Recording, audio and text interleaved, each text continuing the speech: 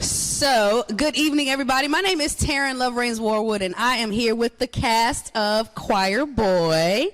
Hey, y'all. What's up? Hey, y'all. Hey, y'all. So, I had the honor of sitting in on just a little bit of ChoirBoy, and I am excited, right? Y'all can see we're here in the middle of the set build. How you guys feel about it? Feel good? Yeah? All right. So, before we get right into it, let's go ahead and do some introductions. So, we'll start here. I guess since I have the mic, I'm gonna start. But I'm Israel. This is my first show with Players by the Sea, and I'm honestly really excited to be on the cast with like my little brother and a new family. Honestly. Well, hi. My name is Dave Allen Thomas. I play Mr. Pendleton in the show. I'm a veteran here of Players by the Sea. I've appeared in a few musicals. I first started with Pippin as Charlemagne. I worked with Jeremy, and I think in his first show here with La Cage aux Folles on stage. And then I appeared last with Jeremy's directed version of Sweeney Todd as Judge Turpin. And I've directed a few things here: Art, The Merchant of Venice, and Gross Indecency, The Three Trials of Oscar Wilde. I am a teacher of 23 years in the public schools, currently with Mandarin High School, running the theater program there. All and right. That's a little bit about me. That was a lot, Mr. B. A little bit. That was a lot. That was his whole resume. Show off. That was just a scratch of the surface. Show off. Okay. Hey, everybody. I'm Reese Dickerson. I am a Jacksonville native, and this is my second appearance at Players by the Sea. My last time on stage as an actor was in Five Guys Named Mo, which was directed by Barbara Coachella. Great director. I'm so proud to be in this show. That Jeremy called me and chose me to be in this show. So the return after almost 10 years is a lot of fun. It's a scary process, but I couldn't tell you how proud I am, how glad I am to be with these guys. Thank you. First of all, I'll say that. Jeremy, thank you so much. I appreciate that. I appreciate the opportunity, and thank you to each of you. And I mean that. I'm glad that I've got the opportunity to establish a relationship with each of you.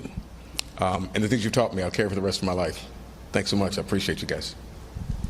Hello, everybody. I'm Zane. This is my first show at Players, and I'm playing Ferris. And it's a dream role that I didn't know was a dream role. Like, I came into the audition not expecting much, and this is going to be something that changes my life. I go to Douglas Anderson School of the Arts. I've been attending for 2 years for musical theater, and I'm about to go to Montclair State University for a BFA in musical theater. All right. I am very excited about that. But yeah. I will always love these people I'm with, and I'm very thankful I met all of them. Hello, everyone. I am Clifton Daniels. I am a Jacksonville native as well. This is my first production with Players by the Sea. I am so grateful. My life has already been changed in the couple of weeks that we have worked together. These gentlemen are amazing and talented, and they have literally brought everything out of me that I didn't know I had. Working with Jeremy has been an amazing experience, and I look forward to those that come and see the show, because it really is one that everyone needs to see. Yeah. So Absolutely. Well, just joking. No, seriously though. My name is Isaiah Turner. I'm a Jacksonville native. Yeah, I'm a veteran here at Players by the Sea. I've done a couple things here. I've done a couple shows in the Heights, once on this island, and now this project here. I've also choreographed a couple things here, just not to toot my own horn, whoop, whoop. But I do want to say that I am grateful for this platform that we do have here at Players by the Sea to give us locals here in Jacksonville who are talented, who don't always have the opportunity to go elsewhere to give their talents to. So I am very grateful for Players. Yeah, here we go, Daryl. Hello, everyone. I am Daryl Beeman. I play David in ChoirBoy. I'm also a veteran here at Players by the Sea. My first show was Once on This Island. Since then, I've done quite a few shows. I've been in Dreamgirls, Kinky Boots, on the stage, behind the scenes. I've also been a stage manager for a few productions here at Players. Sweeney Todd was my initial introduction into stage managing here at Players. But since then, Ruthless and a few others here. Right now, I'm also the marketing coordinator here at Players, so I'm helping out, getting some of the information out about our shows, so I'm enjoying that process. But it's been an absolute privilege getting to know my brothers here, working, of course, with my good friend Jeremy, who I've known for quite a few years now. It's just a big pleasure. Great experience so far, and I'm looking forward to continuing out this process with you guys. Awesome. Okay. Hello, everyone. My name is Raphael Alby, and I play Junior Davis. This is my first show at Players, and I'm super excited. I think that this process has been, for me, a big learning process that that I have been able to take on and just learn a lot from not only Jeremy, the director, but the rest of the cast. It's been a big push to better myself, to better all of us for this show. And I'm just super excited for everyone to see it. I think it's going to be great. And yeah, just come out and see it. Hi.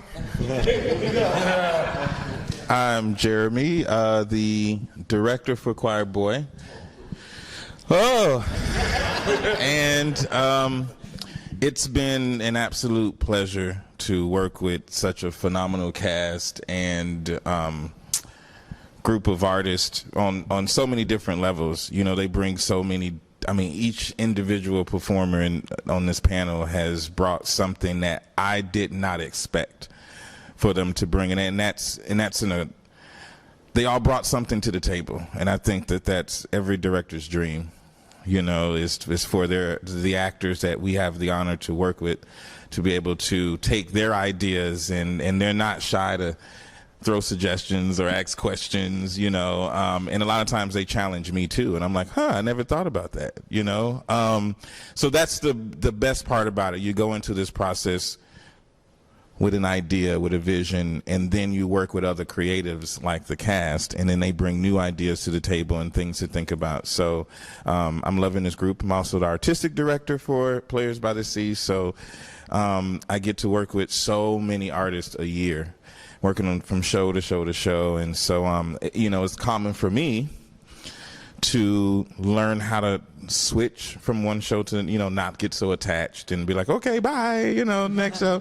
We're always in production for the next show. We're in production now for West Side Story. So I'm already now getting to learn that cast. And again, so, but for this one, I think it's going to be especially tough to let this one go. Yeah, I bet. I can tell. I can tell that you guys have really bonded and connected in a really good way. So there's so many things. There's so many plays, right, that you could have brought here. So why ChoirBoy? Why did you feel that ChoirBoy was necessary? You know, I have to give Ramona, our marketing coordinator, marketing coordinator is Daryl, our marketing director and supervisor and box office manager and communications director, all those different hats. I have to give her credit because I knew about the show, and we were working on our next season, and I will never forget, it was a yellow little sticky note. I think it was yellow. She's out there somewhere. And it said ChoirBoy on it, and it stayed on my desk. And so I got the script in, read it, fell in love with the script. And what I loved about it is it supported our mission, which is enriching our community through excellence in theater. And this piece is an example of excellent theater. The writing, Terrell, has really made this piece feel so natural and so real, especially for the African American community. You know, there aren't many shows out there that embrace brotherhood, and this is one of them. So I thought that it was an opportunity for our theater to reach a different type of demographic. And we're not talking about let's just reach the black community. Within the black community are other communities. And so I don't want this theater just to let's put on a black show, you know, but let's put on a show that tells different stories within the community, and one that is overlooked. a lot of times until now. I mean, there's Strange Loop as well that's, on Broadway. So I love pieces that tell story of young black men finding themselves, whether it's sexuality or simply what they want to be when they grow up. I'm learning now that even in my 30s, I still don't know what I want to be. I'm doing what I love, but I don't think you ever get to a point where you're satisfied. And I remember being these students. I remember being 17 and having a crush, or being 17 and not feeling heard. In high school, I was not very popular, but people knew me as an actor at DA, but I didn't hang out with a lot of people. I didn't go to cast parties. I didn't, so I stayed to myself. So there's a lot of Ferris, the lead character in the show, that rings to me. And I thought that it would definitely ring to the community here in Jacksonville, Florida, more specifically. So why not ChoirBoy? I like that. I mean, and it's I think too, it's like, it's pushing the envelope. You know what I mean? And it's really challenging the status quo, and it's challenging the narrative that's already out there. So I agree. Why not ChoirBoy, right? So with that, especially, this is for everybody, but especially for the first timers, what was it like when you saw the casting call and the auditions? What was it that drew you to audition? The first song that came up was Eyes on the Prize, and I guess that's what I could say as what caught my eye, because not only was it the unity of the group, it was the harmonies, the rhythm, the stepping. I love stepping, by the way. It was just everything in one, and that's what I love to do as a person, if that answers your question. Yeah. So I had just finished the college audition process, and with that comes looking for lots of monologues and different types of monologues, and monologues that you as a person want to do because you're doing these over and over for like 10 different schools, and you don't want to get bored with it. You want it to mean something to you. And I was looking online, and I found a monologue from this show, and then I read the show, and it became my favorite play. Like, I loved it so much. And I was like, oh, I'm never going to get a chance to do this for a long time. And then the season after, I find this monologue and show, Players by the Sea announces it on their season, and it's ChoirBoy. And I'm like, oh, my God. So I had to audition. And the thing is, there was so much on my plate at the time, I thought it would have been, like killed me if I added this to my plate. But it all worked out, and I'm here, and I'm so very happy I did. This is going to change. It's going to change my life forever, and it's going to be something important to me forever. And I'm so thankful I have this opportunity. Well, my experience was a little different. While I did not audition for the show, I would like to consider myself a vocalist before an actor, just because that's the truth. And I've been friends with Daryl, like he followed me on social media and that type of thing. And I had just went through like a rigorous audition process from like September up until I think was at the beginning or the end of February. And I did not get the final yes. And so all of my eggs was in that basket. And that following day, of course, prior to that, I was like down in the dumps, like I didn't get it, that type of thing. But then I had to kind of like encourage myself, like I asked to be on a stage, but I wasn't specific, like what stage I wanted to be on. And it was like the gods heard that, and I literally had a DM on social media, and it was like, hey man, like I got an opportunity for you, you might be interested. And I was like, okay. And then he called, and then I got a chance to talk to Jeremy, and it was like, yeah, I'm gonna come. I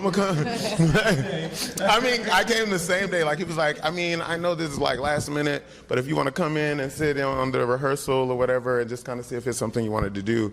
And when I came in, they were exercising, and I was like, okay, well I do need, that too. So I was like, I'll participate. And then I just immediately fell in love, and I was like, he was like, so is this something? I was like, yeah, absolutely. And I've been in it ever since, and it has literally been one of those moments that have changed my life. So I'm glad I did that. So yeah. All right, so Jeremy, so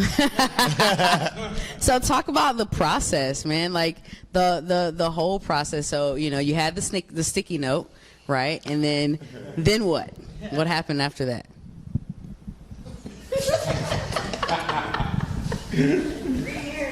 Just so much. The process.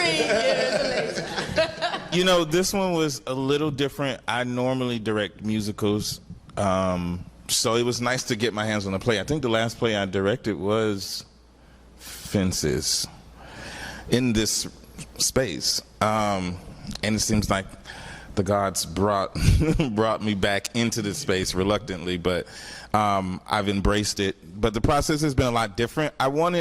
I did a lot of research on the show, other directors who's worked on the show, and I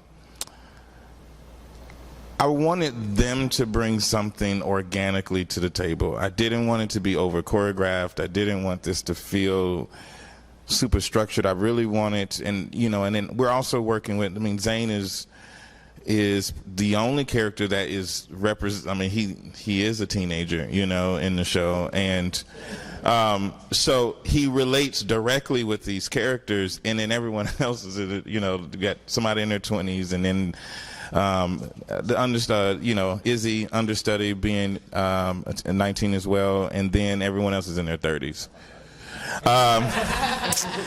So it was a challenge, and not only that, but I'm working with an eclectic group of personalities and on different experiences, different levels. Some are more singers than actors, and some are greater actors than singers or dancers, and so it disrupted my original idea of what the process was going to be. And I said, you know what? I just, like Dave Allen Thomas, his first day in, I said, I just want you to just fill the room. This is your playing space. And I said it to the rest of the guys, this is your playing space. This is where you live. Fill the room, and I'm here to guide you.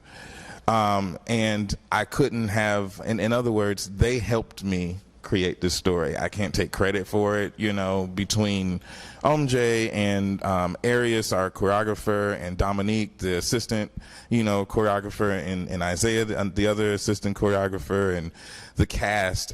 Everyone brought an idea to the table. Rather, it was, I think I should go here. And I'm like, how does that feel? Okay, great, let's work on that. So it was different. It sort of left them, and I think it frustrated them a lot of the times, because I'll literally be like, I don't know, you tell me, but I have seen growth in that challenge, and now I think it has trained them as a family to think for themselves and to go for what makes sense, go for what's natural, living truthfully in the moment, blah, blah, blah, blah. But this process was a lot different. Of course, it's the normal stuff, back to your point, sticky note to hoping we get it, to getting the support and sponsorship for the show and support of the board to do the show. And it was tricky. I'm not going to lie. The language is raw, and, there is brief nudity in the show. And so it was one of those, and it deals with homosexuality, and it deals with religion, and it deals with the turmoils that these young black men deal with in this show, and not even just for Mr. P too, who his character walked with Dr. King. So he even relates to the community. It's a little off-putting how he first comes in the scene, but Terrell he held back. He spared no room for misinterpretation, I think, with this, because of the language. He's very direct. The first few lines, you're like, the first words that are that are said in this show are it automatically, if anyone's like, it sits everyone up, like, oh, this is what we're doing. Okay. And from there, it's a ride, and you feel like you're right there. So the process has been great, but that has been the process. It's been collaborative. It's been working with our designers and in this beautiful cast. I just have to give it to these group of men. Like, they literally are the process. and it's still continuing. I think it's up until the day we close. You know. I think so. I can see it. I can definitely see it. So, Mr. P, what was the most challenging part? Well, it's interesting because I am a school teacher and I'm playing a school teacher. But I've been teaching public school in Florida for all of these years, and this is a private religious school and a black private religious school. So I looked at the similarities and also the differences in trying to determine how to function, what my belief system was as a character, with a stronger religious slant. Difficulty. There's something that triggers this character in the show, which I don't want to release at this point in time. Let the audience discover that. But building up the history, which is not directly written into the script, but it has to be there. You have to do the research and the work to find the truth, to understand why this man is so invested in this school and also triggered by certain words that these young men use. So I suppose that is somewhat tricky, but the work is the work. Important plays are important plays. It's a great small part. This is really their show. I'm a part of it. And so it is not my story, clearly not my story, but it's a story that needs to be told here in Jacksonville. I think in Florida right now, particularly, Duval County particularly right now, as a school teacher, I think it's quite important, and I'm so glad that it was selected and that I can be a part of this piece. I remember when I first saw the clips on the Tony Awards, I think it was, and I saw the piece and I thought, wow, what a powerful piece of theater. And so the fact that we're getting to premiere here in Florida with this piece, and I'm part of that, it's quite an honor. And so, I'm just very thankful. I like what you said. The work is the work. That's what it is. That's what it is, right? The work is the work, and the people that it's supposed to touch, they're gonna get it. They're gonna get the message. They're gonna get the lessons. The ones who aren't, they're not gonna get it, right? So I know Zane said that, you said that this is something that's gonna change your life forever, right? What are some other things that you've gained from this experience that you're gonna take with you?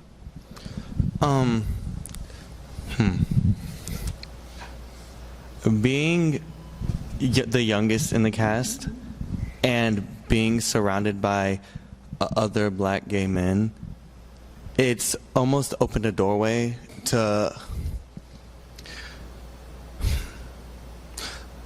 It's not something you see a lot when you're my age, especially with the school I go to. It's I don't even know how to explain it. Hold on. Sorry. It's the acceptance. You're right. You're doing good. Okay. Are you saying so the acceptance of it, or not only the acceptance of it, but to be able to walk in proudly in who you are? Being able to see grown-up versions of myself almost, and seeing that it's gonna work out, and there's people that I do actually relate to and think the same things I do, and know that those things are normal, because I don't have people to talk about certain things with. And if it's specific things, it's with like me and Izzy have talked about this before, it's with white gay men, but the experience isn't the same. It's like you have a double target on your back being a black gay man, and it's like, I don't know. That's why I say it's going to change my life forever, because it's opened my eyes to so many new things. And I hope I know these people forever, because I'm yes, that's it. So I'm remiss because I didn't mention this earlier, but in this brotherhood, to actually see someone who is young and to be the third youngest, because Izzy's second, but I feel like I'm so relatable to both spectrums right now, because I'm in a phase right now to where I am becoming of older thinking process, but I still have moments where I'm like, I'm still 18 again, you know? And so to see that, wow, that was me before, and getting all this messages because my best friend and other friends of mine are of an older age group than I am, but seeing that I was just there, and to see that when I was there I didn't quite understand I was there, but to see that you and Izzy also understand that it's more powerful.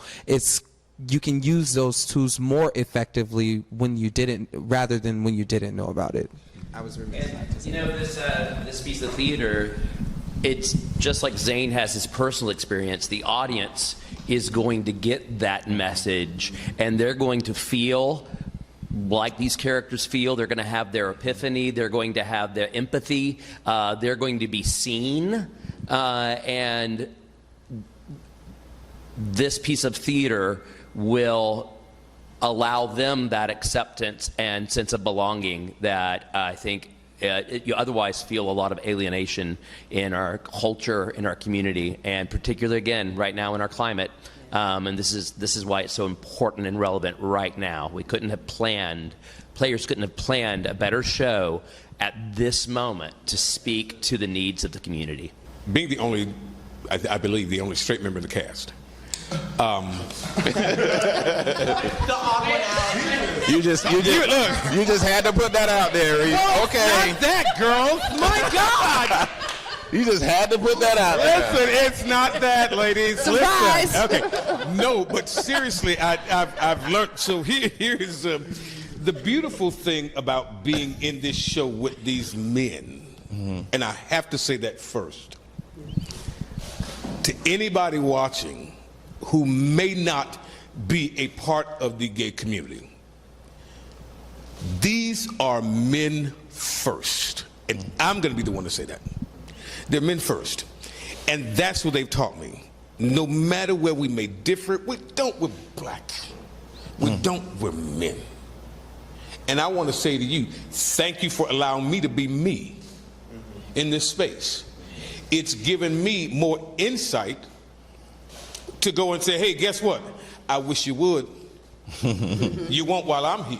Right. You won't say that in my company. Why? Because, again, they are men first. They represent black men who deal with challenges every day being black. And then on top of that, and if nobody's standing outside of their community to say, hey, what you won't do is impose that on him. Yeah. If nobody's doing that, we failed. We failed as men, we failed as black men, and we failed as the church community.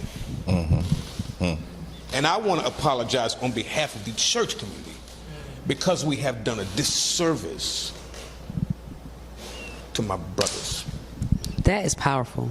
That is powerful, right? And I'm saying that because oftentimes where the disconnect is with the church community and the gay community is that you have gay people who love God and don't feel welcome in the church, you know, by the people, right? And that's not God's love.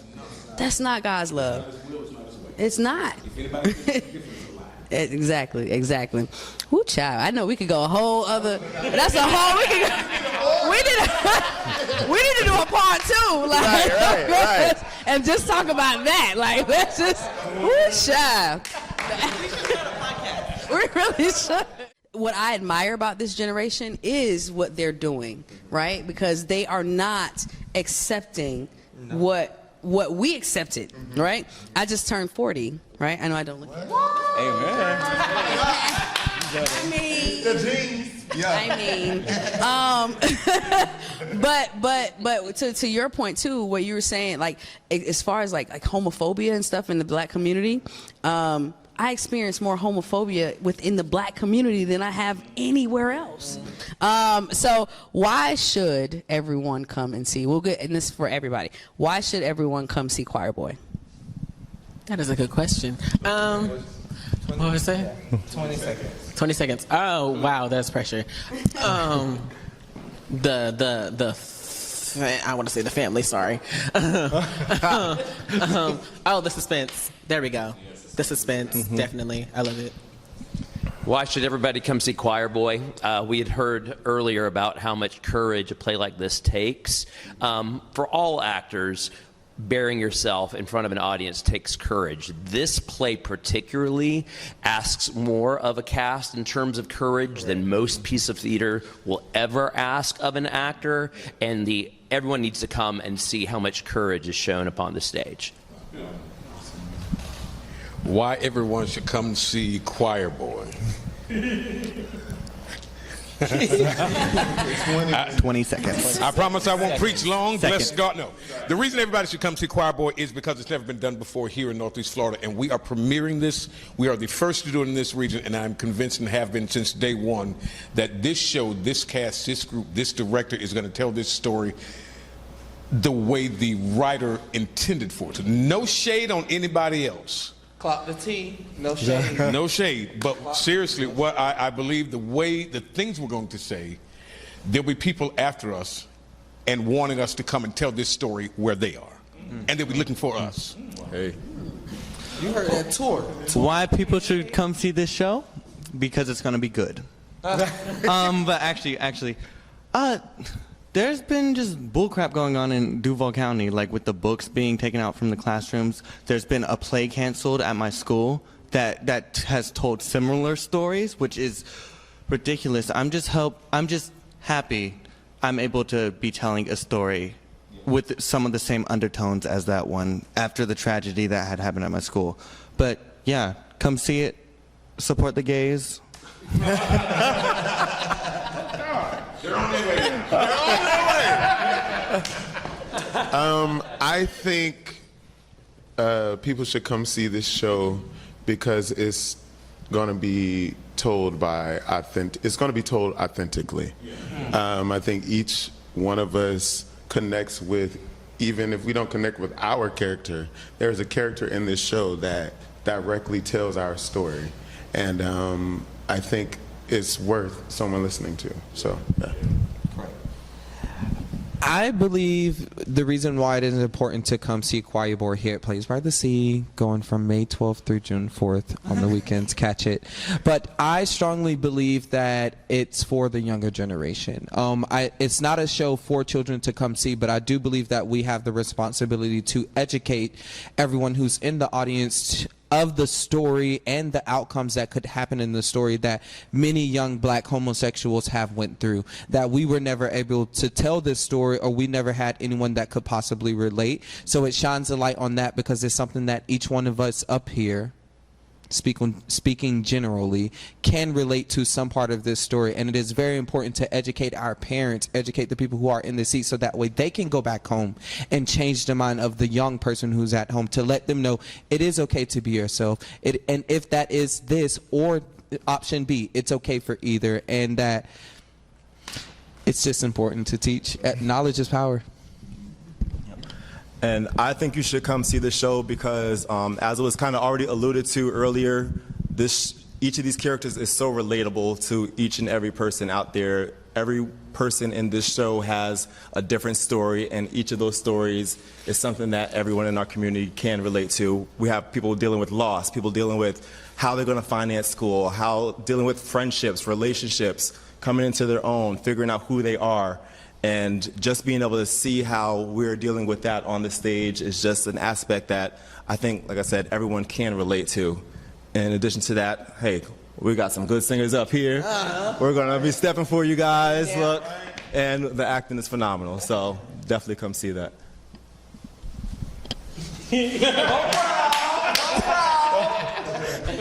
All of what they said. That's why you should come see it. Literally took my answer. No, seriously, all what they said, not only does this show has a message, not only is it relatable, has good music, good acting, the choreography in it, and I think that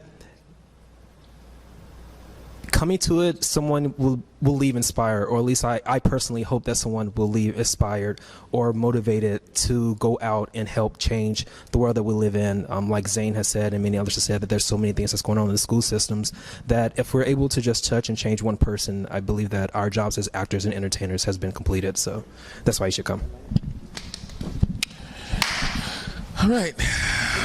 Since it's me, listen, I work for players, so this got to be right. I will say this to wrap what everyone, because everyone has said everything,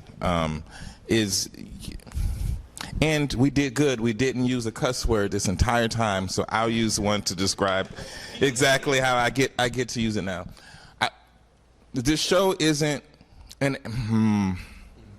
for me personally, what I love about it, although although it has the undertones and it is touched on, it's not just another gay show. It's not Lacage. It's not Kinky Boots. It's not The Cake. It's not Hear Me Roar, Here's My Flag. When you watch the story, you realize you almost forget about it.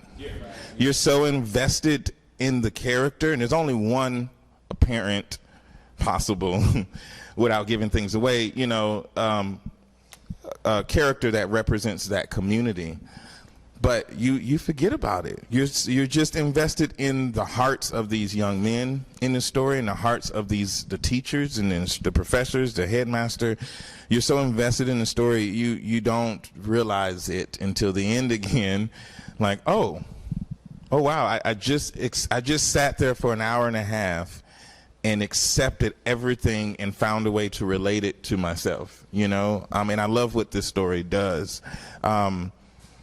And the shit's real. It's real. There's nothing. This is not Mary Poppins.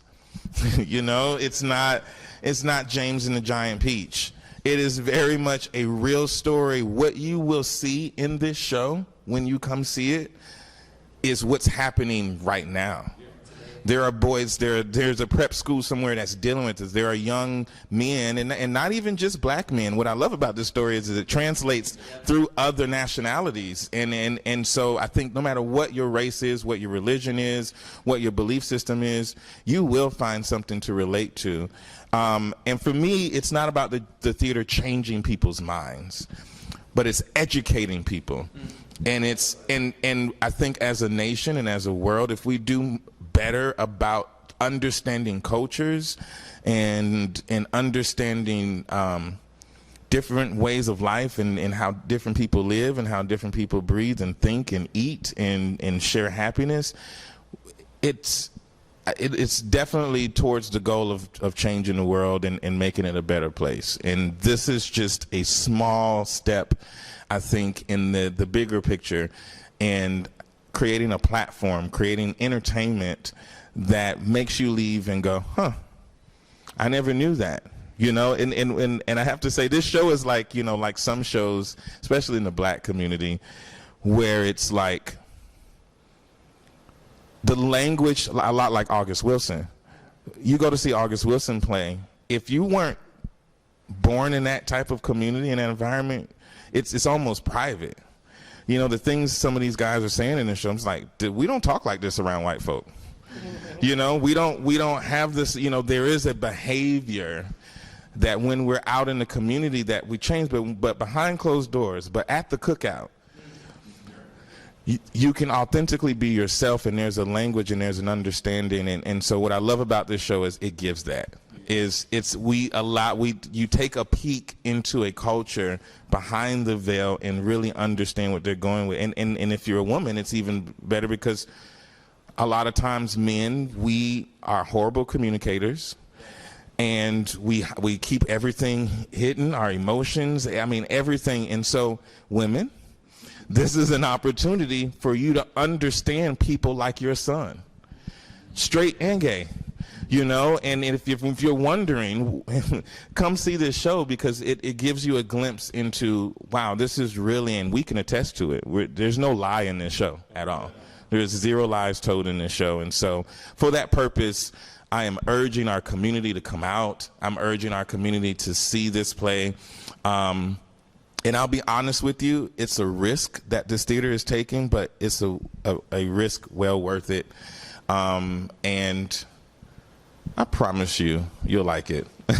I promise you it'll cause conversation. I promise you it will be the best hour and a half you'll have in your life, or at least in 2023.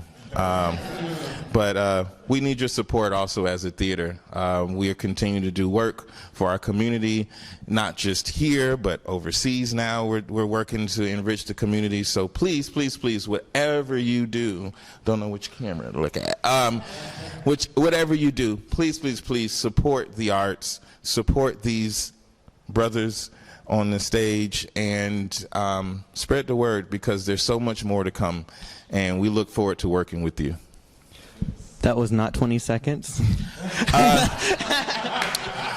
You know, like I said, my bosses are watching this, so. Right. So it's like you brought up two things that I wanted to say. Oh, go ahead. Oh, I just had one little addendum to but as this was going around, I started thinking about another reason to come see this show is some shows are a little, the message is a little too push it on the audience. Mm-hmm. This show asks questions and allows the audience to ponder how they want to respond, how they want to answer things for themselves. Some pieces of theater you go because it's entertainment. Some people come to theater because they want to be provoked in thought. This show does both. It's going to entertain you with marvelous song and dance and story, and you're also going to walk out thinking and pondering, and it will stay with you.